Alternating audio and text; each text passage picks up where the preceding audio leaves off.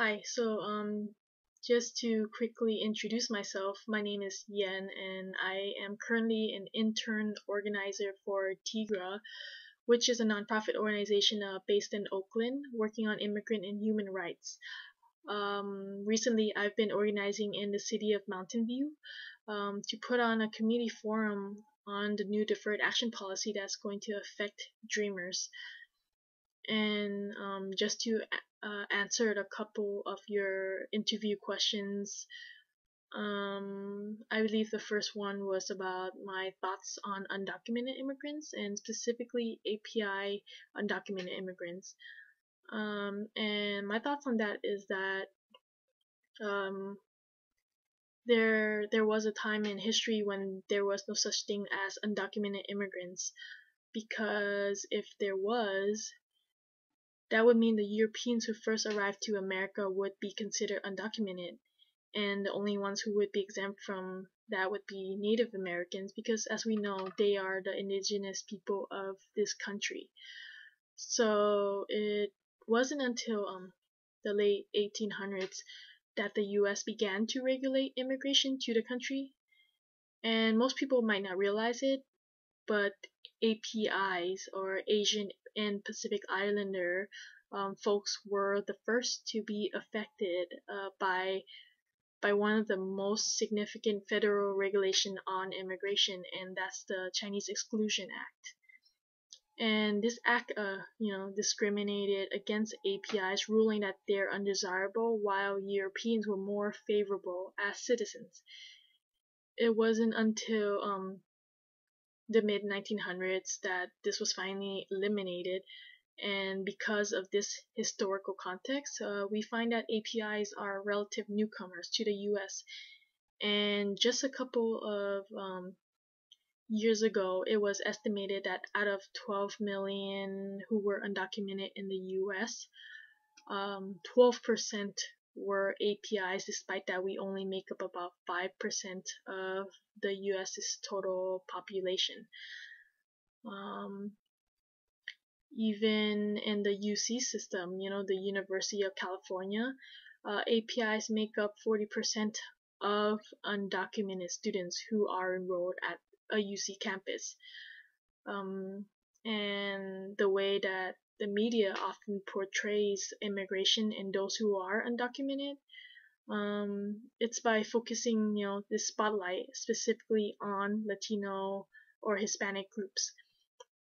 And unfortunately, in our society, media has this upper hand in controlling the popular narrative. So then it becomes this false perception or notion that when people hear the word immigrants, they oftentimes we think immediately of a specific ethnic group. And since API immigrants aren't automatically profiled as undocumented, there are no dialogues or conversations about the issue within our community. Um, but the reality is immigration is much more diverse. I I don't know if you heard of Jose Antonio Vargas, but you should listen to his story. He is currently one of the biggest names out there, known as an activist and an advocate for dreamers and undocumented youth. He recently had a cover in a story in the Time magazine, which was released right before Obama announced the new deferred action policy in June. Um, he is undocumented and an API Filipino American, but I doubt many people recognize that. Um, there is a significant amount of undocumented APIs. Asian countries were actually ranked as one of the biggest recipients of remittance monies from America. That's money people send home to families. Some of the top countries that were sending money to were India, China, and the Philippines. Um, Also, API folks are one of the top receivers of work visas. all these sorts of things. When you question why it is, you then realize that there are a lot of API immigrants in the U.S. Oftentimes, when we think of, you know, when we think of undocumented immigrants, we tend to think that because there is, this big ocean separating Asia and the Pacific Islands from the U.S., that there are few undocumented API folks here. But the truth is whether you're crossing a border or you flew a plane here but overstayed your student or work visa, then you too would be categorized as undocumented, and if you were caught, you can be deported and face charges. Um, so, um, like, how do we turn things around from here? I think that this recent policy on deferred action for dreamers is a step in the right direction, but still it's a small step.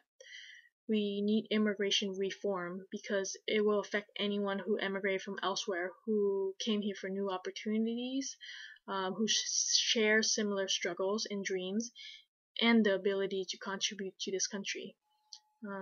There may have been a negative stigma to coming out as undocumented, but we need to make it an everyday conversation. Start a dialogue. Through this, we can empower other immigrants to do the same.